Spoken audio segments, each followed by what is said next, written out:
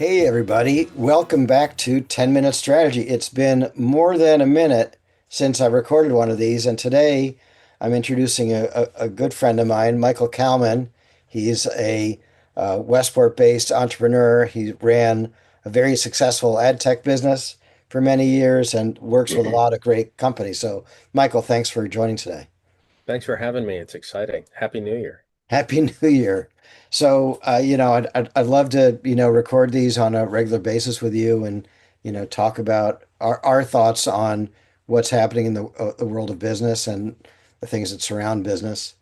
As you know, I'm very excited today because as a Kenyon College English major, I always thought I might eventually write a book.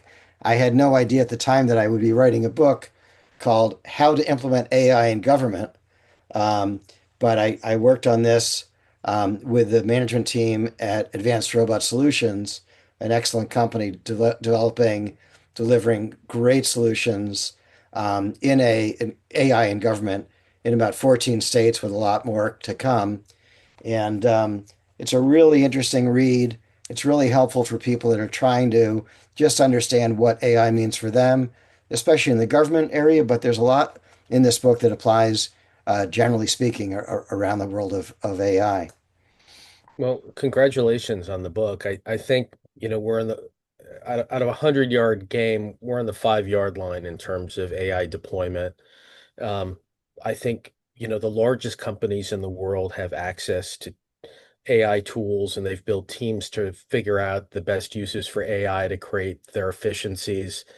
But I think there's a strong need in the middle market to become educated. And I think your book is like a template where you could apply some of those same learnings, because I did go through the book. You could apply some of your same learnings for the government sector to other businesses.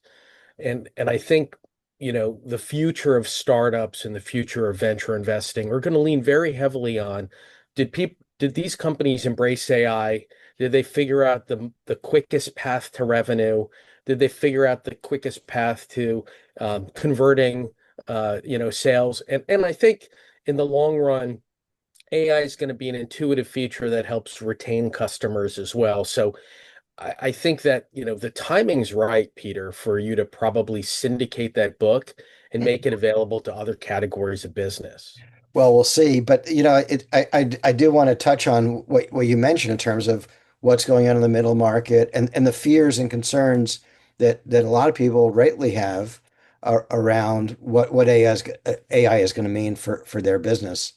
One anecdote I was mentioning to someone earlier today was radiology. Everyone said, "Oh, with AI, radiologists are going to be out of business." Well, actually, there's now more radiologists working than in prior years, and it's because the AI is able to identify smaller things that need to be looked at, but they still need to be looked at by a doctor. So, Correct.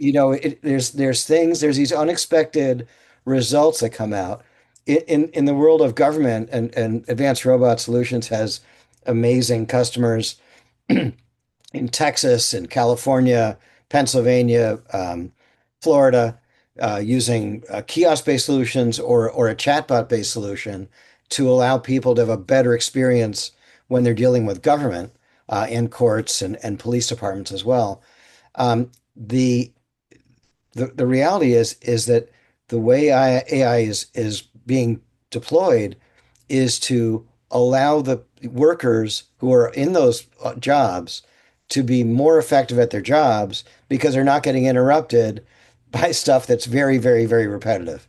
Things that Right. don't need to be, that don't require someone who's highly trained to answer, how do I get to this courtroom? Or what form do I need if I want a building permit, right? How do I, all those things that are super repetitive, that's a great use case for AI at the surface, and then there's obviously many more as you go below there. I think there's a couple schools of thought on AI, and there's a number of, you know, people that think that AI is going to take jobs. And then, the startups, about a half a dozen over last year that I've been involved in, look at AI as a way to democratize technology for young companies that are trying to figure out their growth strategy. And, this is a case where every company in America at some level is going to need to embrace AI to be both competitive and create shareholder value. And so I think that, you know, individual companies, individual founders that are creating AI solution need a platform to tell a better story because there's so many AI solutions out there and they're all bumping into one another. And so, again, when we had lunch recently, I thought it was an interesting approach to have these young companies that are, creating AI tool sets to be able to tell their story in the written form. Um, I think that's going to make a difference. I think, people are, we're in a world where everybody is using AI and they're using chat and they're using Google. I think having a reference point, having a textbook that's designed for their individual category of business makes total sense to me. Yeah. It is really cool, and like you said, we are really in the sort of early adolescent phase of AI at the moment. And what I don't think is going to change is the need for people to be the final arbiters about how this stuff is deployed and whether it's working the right way. So we're not going to have machines building machines to service the needs of machines. The machines need to service the needs of people, and people Right. need to be the judges of how the people are being served. It takes a lot of creativity. You can't, we talk about, things out there like Replit that people are using very quickly to build an app that does something.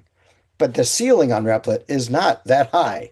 You eventually can't build everything you want to build um, without the skills, without a designer who knows how to make things look good on the page, and without a strategist who knows the way people are going to engage with a piece of software that's in front of them. So there's always going to be a need, in my mind, for the people in the loop, the person in the loop, and my feeling is that's going to be the tools that recognize that and are more focused on making that person in the loop aspect more important than less important are the ones that are going to keep on growing because they're not going to be making people crazy and paranoid that all the jobs are going to go away.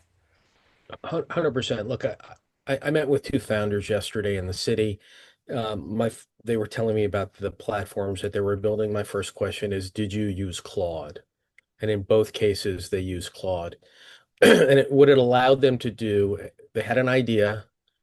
They had a goal as to who the ICP was for this platform they were building, and they didn't have to hire some dev team. They were quickly able to build, something better than an MVP from yesteryear, Right, and they were quickly able to find 10 customers. In one case, the entrepreneurs got a backlog of 50, and they were able to build some functionality, and those customers are building their technology into their day-to-day with their teams. And again, it all started with using Claude and figuring out what they wanted to build in terms of functionality. And right. so I really do think that if you have a big idea and you know you don't have a ton of dough to go out and invest in um, people and platforms, finding a singular platform and leaning deep into it makes a lot of sense to get started. Yeah. Yeah, I agree. And I'm sure a company leveraging Claude to develop their code, the individual that's using Claude is probably a pretty highly skilled individual. They're not, not someone just off the street with no skills or One, experience. one, one person was really skilled, and one person was formerly a salesperson who Oh, went on really? YouTube and watched videos on how to prompt Claude to Uh-huh. get started. Right. That's how user friendly he found it to be. Yeah. And I think that's the way I use it. I just keep on pushing it and finding different ways to solve problems, typically research problems for myself. But it's a great way to get started in so many regards. It doesn't it's so fast that you can iterate so quickly and keep 100%. on moving down the road. Well, Michael, we've run out of time already. Our 10 minutes zip by. I look forward to doing this again. And Michael, where can people find you online? My advisory company is propel-partners.com. I have a number of clients throughout the country that are typically in the advertising or AI space. These are companies that are looking for, advice on go to market, on how to, improve governance, how to be investable, to de-risk their businesses. And I work with very early stage businesses, founders and their boards to help them reach their objectives. But love to talk to anybody that wants to have, schedule some time. I appreciate it, Peter. Thanks so much. Thanks. Yeah, and you can find me at peterpropp.com. I'll be posting this on YouTube and other places, and you'll see us on the socials. But Michael, thanks for the time, and we'll do it again soon. Have a great Sounds day. good. Awesome. Thank you. Take care.